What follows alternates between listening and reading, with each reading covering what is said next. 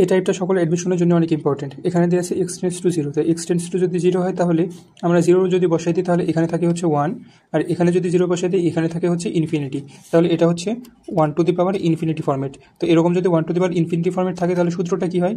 সূত্রটা হয় e to the power limit x tends to zero, তাই থাকে। শুধুমাত্র থাকে হচ্ছে এই ফাংশনটাকে যদি আমরা জি অফ এক্স ধরি আর এটাকে যদি আমরা এফ অফ এক্স ধরি তাহলে আমরা লিখতে পারি g of x into f of x minus 1।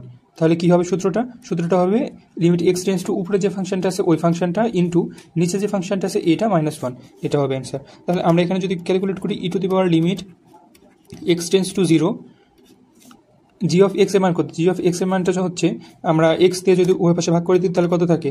5 plus 3/x into G of F of x minus 1, F of x এর মান কত ছিল? 1 + 7x - 1, তাহলে হচ্ছে শুধুমাত্র 7x।